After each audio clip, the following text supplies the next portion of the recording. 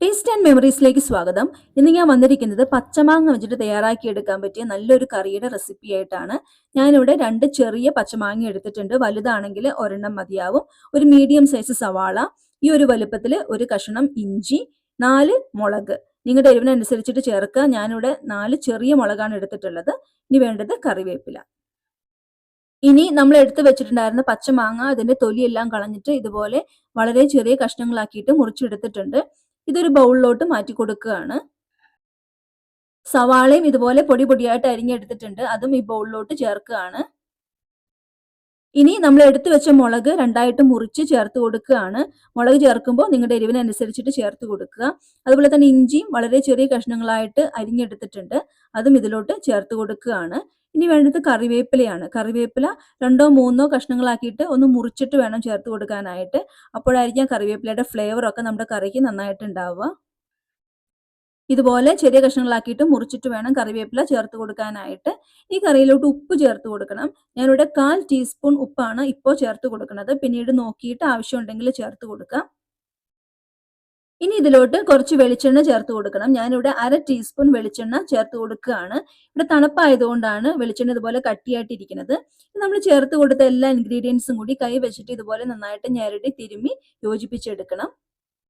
ഇങ്ങനെ കൈ വെച്ചിട്ട് ഞെരടി തിരുമ്മി എടുക്കുമ്പോൾ നമ്മൾ ചേർത്ത് കൊടുത്ത എല്ലാ ഇൻഗ്രീഡിയൻസിന്റെയും ആ ഫ്ലേവർ ഒക്കെ ഉണ്ടല്ലോ കറിയിലേക്ക് നന്നായിട്ട് ഇറങ്ങിയിട്ട് നമ്മുടെ കറിക്ക് നല്ല ടേസ്റ്റ് ഉണ്ടാവും.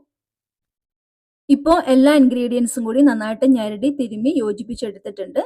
ഇത്രയും മതി. ഇനി ഇതൊരു 10-15 മിനിറ്റ് ഒന്ന് റെസ്റ്റ് ചെയ്യാനായിട്ട് ഒന്ന് മൂടി വെച്ച് കൊടുക്കാം. ഇത് റെസ്റ്റ് ചെയ്യാൻ വെക്കണ നേരം കൊണ്ട് നമുക്ക് ഈ കറിയിലേക്ക് വേണ്ട തേങ്ങാപ്പാൽ പിഴിഞ്ഞെടുക്കാം. ഞാനിവിടെ 250 ml കപ്പിൽ 1 കപ്പ് ചിരകിയ തേങ്ങ എടുത്തിട്ടുണ്ടായിരുന്നു. അതിലോട്ട് 1 കപ്പ് വെള്ളവും ചേർത്ത് കൊടുത്തിട്ട് 1/4 പാല് പിഴിഞ്ഞെടുത്തിട്ടുണ്ട്. 250 ml കപ്പിൽ മെഷർ ചെയ്യുമ്പോൾ 1 കപ്പ് 1/4 പാല് നമുക്ക് കിട്ടിയിട്ടുണ്ട്. അത് ഈ കറിയിലോട്ട് ചേർത്ത് കൊടുക്കുകയാണ്. തേങ്ങാപ്പാൽ ചേർത്ത് കൊടുത്തിട്ട് എല്ലാ ഇൻഗ്രീഡിയൻസും കൂടി നന്നായിട്ടൊന്ന് മിക്സ് ചെയ്തെടുക്കാം. ഇപ്പോൾ നന്നായിട്ട് മിക്സ് ചെയ്തെടുത്തിട്ടുണ്ട്. ഈ സമയത്ത് ഉപ്പുണ്ടോ എന്ന് ടേസ്റ്റ് ചെയ്ത് നോക്കുക. ഞാൻ നോക്കിയപ്പോൾ ഉപ്പ് കുറച്ച് കുറവാണ്. അതുകൊണ്ട് ഒരു 1/4 ടീസ്പൂൺ ഉപ്പും കൂടെ ചേർത്ത് കൊടുത്തിട്ടുണ്ട്. നേരത്തെ നമ്മളൊരു 1/4 ടീസ്പൂൺ ഉപ്പ് ചേർത്തിട്ടുണ്ടായിരുന്നു. ഇപ്പം മൊത്തം 1/2 ടീസ്പൂൺ ഉപ്പാണ് ഈ കറിയിലോട്ട് ഞാൻ ചേർത്ത് കൊടുത്തിട്ടുള്ളത്.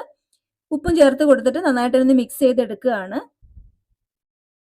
ഇനി ഈ കറിയിലോട്ട് കടുക് പൊട്ടിച്ച് ചേർക്കണം. അതിനായിട്ട് ഒരു ചീനച്ചട്ടി അടുപ്പത്തോട്ട് വെച്ചിട്ടുണ്ട്. അതിലോട്ട് കുറച്ച് വെളിച്ചെണ്ണ ചേർത്ത് കൊടുത്തിട്ടുണ്ട്. വെളിച്ചെണ്ണ ഒന്ന് ചൂടായി വന്നപ്പോൾ 1/2 ടീസ്പൂൺ കടുകാണ് ചേർത്ത് കൊടുക്കുന്നത്. കടുക് ഒന്ന് പൊട്ടി വരുമ്പോൾ 2 വറ്റൽമുളക് രണ്ടായിട്ട് മുറിച്ച് ചേർത്ത് കൊടുക്കുകയാണ്. കുറച്ച് കറിവേപ്പില കൂടി ചേർത്ത് കൊടുക്കാം. ഇനി ഇത് നമ്മൾ കറിയിലോട്ട് ചേർത്ത് കൊടുക്കുകയാണ്.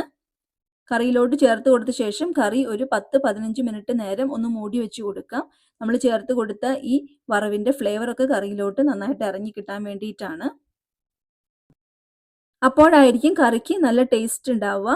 15 മിനിറ്റ് ഒക്കെ കഴിയുമ്പോൾ മൂടി തുറന്നിട്ട് കറി ഒന്ന് മിക്സ് ചെയ്തെടുക്കാം.